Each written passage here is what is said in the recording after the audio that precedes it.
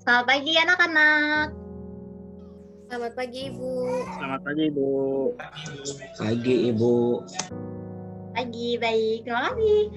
Sesuai yang Ibu sampaikan kemarin ya, bahwa kita hari ini akan melakukan bimbingan kelompok. Sebelumnya, Ibu akan menyampaikan terlebih dahulu apa sih bimbingan kelompok.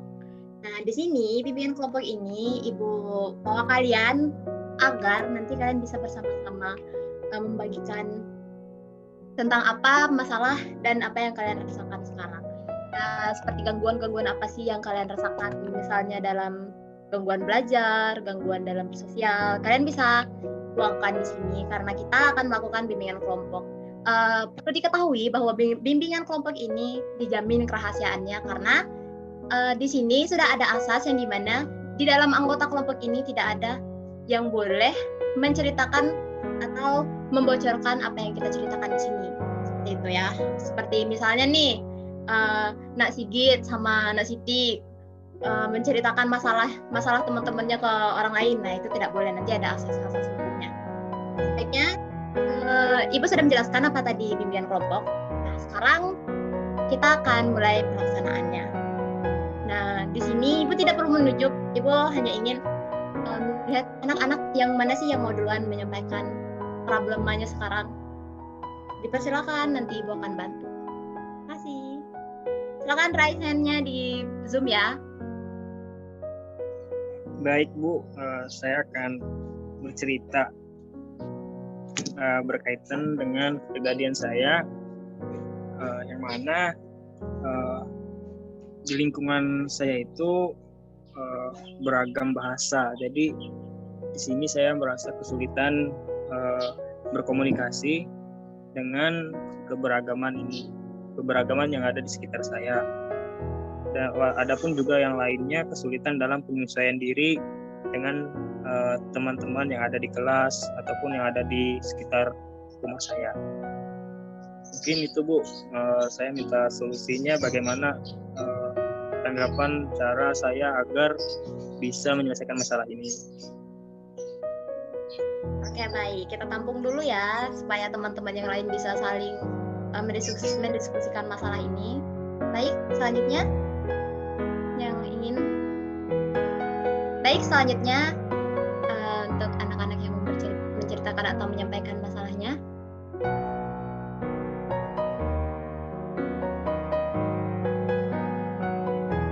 Oke, baik. Sigit Adi Kurniawan, silakan. Saya, Bu.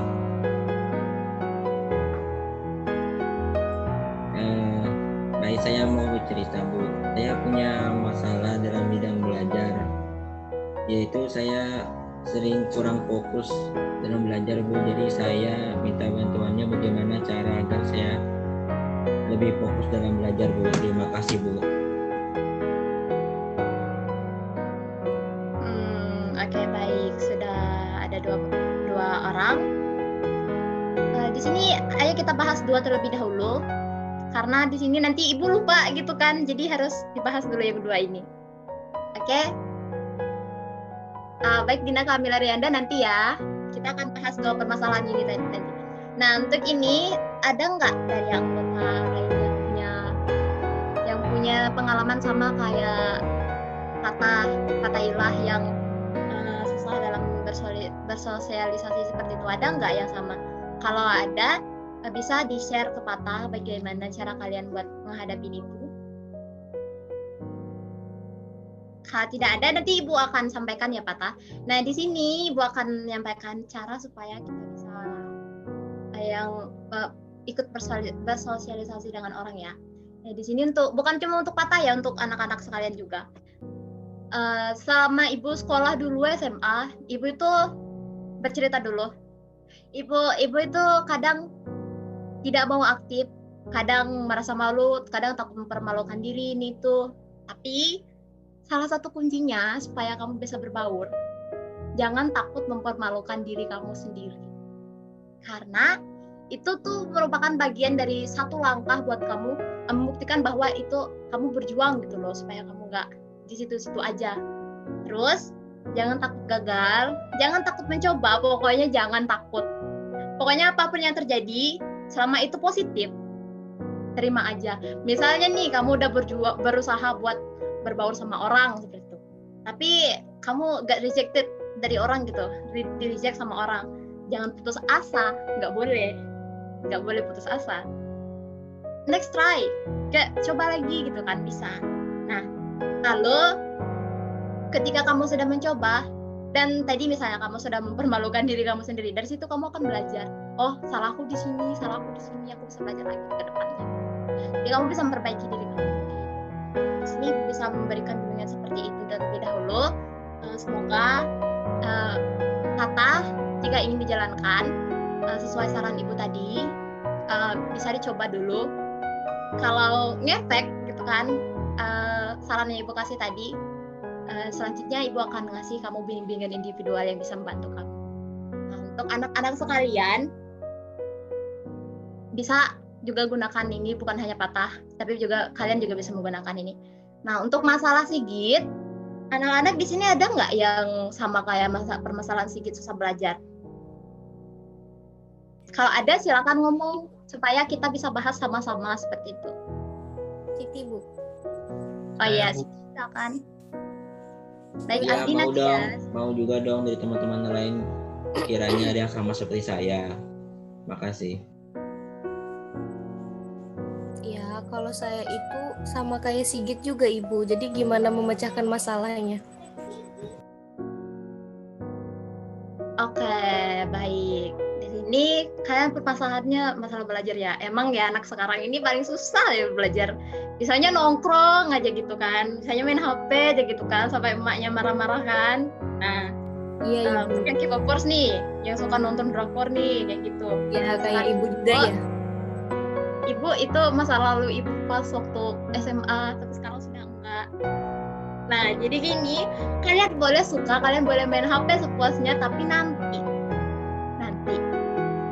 kalian tuh bisa ngasih, misalnya yang malas belajar atau susah ngatur waktu belajarnya gitu, susah belajar gitu, kalian bisa ngasih list atau buat list ini loh, misalnya pagi jam ini aku harus ngapain, siang jam ini aku harus ngapain, malam jam ini aku harus ngapain. Nah, waktu untuk main HP dipisah sama waktu belajar. Main HP-nya nanti, karena HP kalau dapat notif nih, misalnya dari doi nih, doi nih, balas dulu lah chatnya, nanti aja lah. Alhasil nanti keburu malam, besok aja lagi belajarnya kayak gitu. Pokoknya hilangin sifat itu, jangan sampai HP bikin kalian kayak waktu yang ngatur kalian gitu loh, nggak boleh. Waktu jangan sampai ngatur kalian yang ngatur waktu. Nah, untuk belajar, kalian bisa nyari referensi, itu di Google Cendekia atau Google manapun. Kalau itu dari jurnal dan itu terpercaya, itu bisa kalian jadiin bahan referensi buat belajar. Kalian ingin belajar bahasa Inggris misalnya, kalian mulailah dulu dari alfabetnya, mulailah dulu dari bahasa Inggris ini apa, mulailah dari barang-barang di sekitar, misalnya bahasa Inggrisnya apa, bisa nanti kamu ngasih list, tulis bahasa Inggris misalnya book, tulis aja gitu, book di situ. Nanti kamu akan bisa terbiasa, kalau kamu lihat bukunya kan ada tulisan book kan, ini buku bahasa Inggrisnya kayak gitu. Nah, terus untuk belajar, kalau mau belajar yang lebih intens lagi, gunakan waktu minimal 2 jam. 2 jam itu jangan diselingi sama HP. Bareng laptop boleh, supaya ada tuh kan anak yang belajar pakai musik. Nah, itu kalian bisa melakukan belajar sesuai dengan cara kalian yang kalian sukai gitu loh. Yang nggak boring, yang nggak monoton sama pelajaran itu aja. Kalian bisa belajar menggunakan, bisa sambil dengar musik. Ada kan orang yang suka belajar sambil dengar musik. Nah, bisa healing pakai musik buat kalian belajar. Bisa juga kalau ingin hening, bisa sendirian di kamar, itu lebih bagus buat belajar. Nah, untuk sumber referensi banyak. Anak-anak zaman sekarang pasti nggak tahu kalau di internet ini banyak banget referensi yang bisa kita gunain buat belajar. Nah, itu untuk Nak Sigit dan Siti Nurhazah. Kalau merasa kesulitan belajar, kalian sebenarnya bisa kok, cuma kendalanya malas aja, ya kan? Malasnya itu Iya, ya. Ibu. Nah, iya, orang Iya, kalian bilang gini, orang lain bisa, ngapain harus aku gitu kan? Nggak boleh. Kalian harus bisa jadi pemimpin, jangan jadi ekor ya.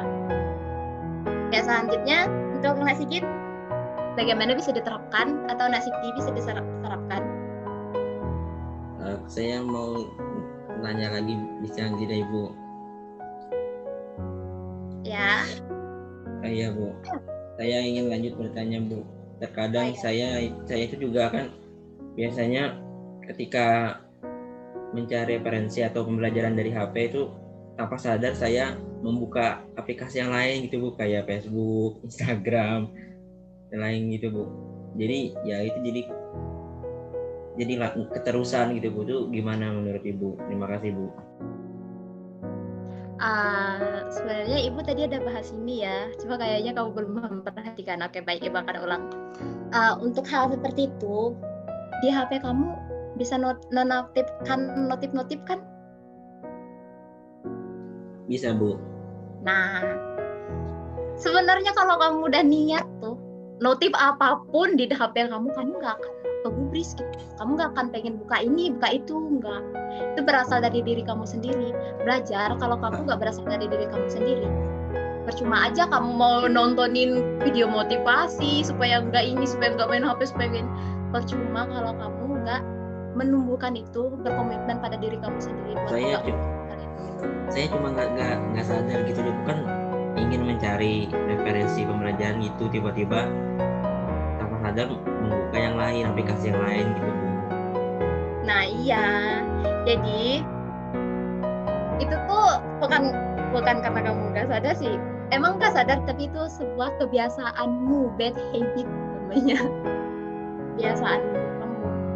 Saya kamu bilangnya, pasti kamu nanti akan bilang kayak gini, nanti aja deh, bentar, nunggu ini, nunggu itu, nunggu jam ini, buka inilah dulu. Pasti kamu banyak banget kayak tidak mementingkan waktu lah, seperti itu. Kalau kamu mempunyai bad habit yang kayak gini keterusan, say goodbye sama masa depan kamu. Oh my God.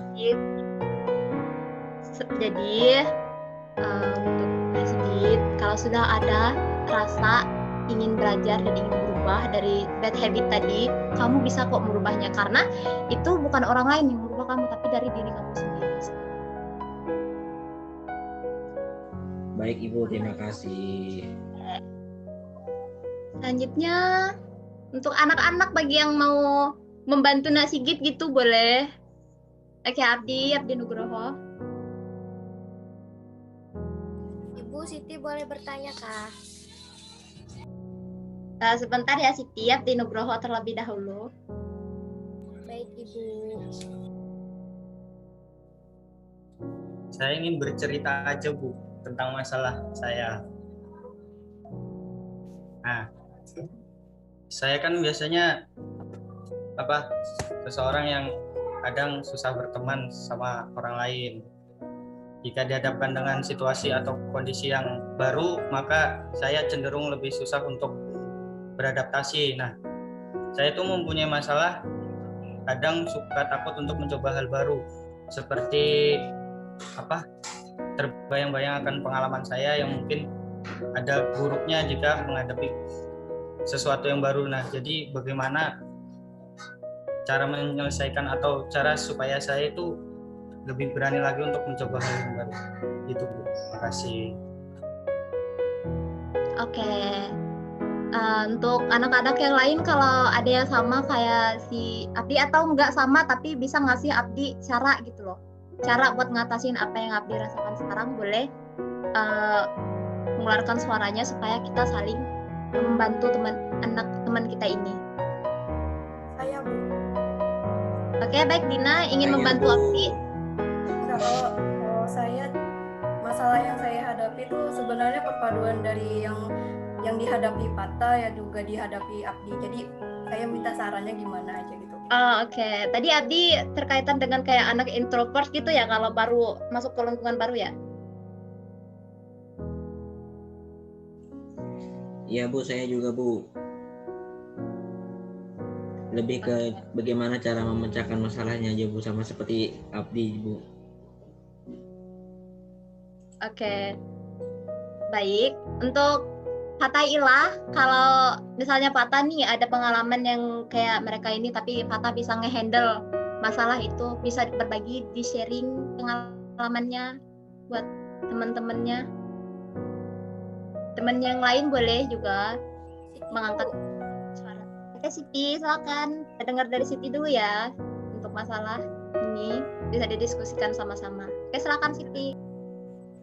Jadi yang tadi Abdi bilang tentang bersosialisasinya susah itu kan, nah itu tuh menurut saya sih tergantung di diri kita juga. Kalau kita maunya berteman sama orang tersebut dan mau bersosialisasi dengan dia, ya kita duluan lah menyapa dia. Gak mungkin kan dia yang duluan menyapa kita gitu. Bisa dimengerti nggak? Ini sih saya bisa menambahkan. Oke, silakan Sandro. Oh, untuk masukan Siti tadi apakah bisa diterima oleh Abdi dan Sigit serta Dina Kamila Rianda? Bisa. Oke, baik. Baik Sandro, silakan lanjutkan. Itu kan permasalahannya bagaimana caranya mudah beradaptasi dengan lingkungan baru, betul nggak Abdi? Nah, pada saat berpindah tempat dari tempat ke tempat lain, tentu kita juga akan bertemu dengan suasana baru. Nah, wajah-wajah baru bahkan kepribadian yang beragam lagi. Untuk bisa menyesuaikan dengan lingkungan baru, kita perlu melakukan beberapa hal dalam kesulitan berbaur lingkungan yang baru. Kayak kamu, contohnya kamu ada masalah dengan pengalaman kamu. Cara menyelesaikan kayak gimana? Yang pertama itu jangan berpersepsi atau berpikiran bahwa lingkungan baru kamu itu sulit untukmu. Kayak gini loh, saat pertama kali masuk dalam lingkungan baru, jangan langsung berpikiran kamu tidak bisa diterima atau sulit buat kamu menyesuaikan dengan lingkungan tersebut. Nah, yang kedua itu, kamu itu harus persiapkan dulu dirimu itu, mentalmu itu siap nggak buat hal-hal yang baru di lingkunganmu itu. Kayak sebelum kamu terjun langsung ke lingkungan baru kamu, ada baiknya kamu mempersiapkan diri dulu. Entah itu lingkunganmu yang mudah yang sulit bagimu, setidaknya kamu sudah punya mental yang kuat untuk menghadapinya.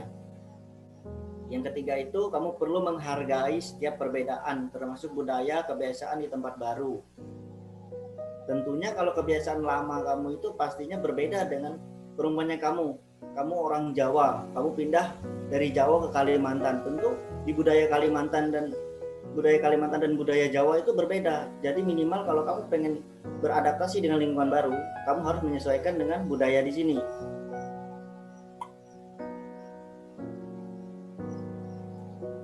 Ketika saat kamu sudah berada di lingkungan baru, hargailah orang dan perbedaan tersebut.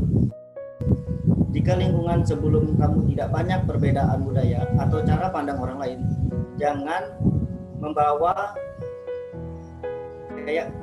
jangan membawa kebiasaan lama kamu ke kebiasaan baru itu. Karena kamu harus bisa menyesuaikan, karena belum tentu lingkungan baru kamu juga mempunyai budaya dan kebiasaan yang sama seperti kamu dahulu. Yang keempat itu, jangan ragu untuk bertanya dan meminta bantuan. Nah, namanya kita ini makhluk sosial, kita ini namanya harus ada namanya interaksi sosial. Kita bergantung, kita ini hidup gak hidup sendiri, pasti bersama orang lain. Gimana caranya saat kita tidak paham atau sedang memerlukan bantuan, berusahalah untuk berinteraksi dengan orang lain. Tanyakan saran atau pendapat orang lain. Jika kamu memang memahami kesulitan, manfaatkan dari meminta bantuan atau bertanya pada orang lain agar supaya mereka merasa dihargai dan jasa mereka diperlukan oleh orang lain. Yang kelima, yang terakhir adalah jadilah dirimu sendiri dan apa adanya. Seperti yang kata Siti tadi, harus saling menerima satu sama lain. Jangan pernah merubah kepribadianmu agar bisa diterima lingkungan. Jadilah dirimu sendiri dan bersikap apa adanya. Kamu hidup dalam drama dan setting malah akan membuat orang lain ilfil atau menghindari kamu. Percayalah orang-orang di sekitar akan menerima diri Abdi. Terus kamu itu memang sifat dasarnya kayak kamu pendiam. Gak perlu kamu banyak bicara agar bisa kamu kan pendiam kan orangnya kan. Nah, kamu tuh gak perlu menunjukkan kalau kamu tuh mudah banyak berbicara kayak gitu. Jadi kamu pendiam juga ya, lama-kelamaan akan pasti dipahami oleh orang lain.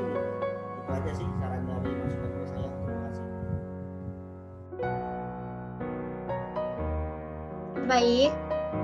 Bagaimana untuk tadi Sandro sudah membantu ngasih jalan pencerahan buat Abdi, Dina, dan Sigit. Apakah masih butuh bimbingan lagi?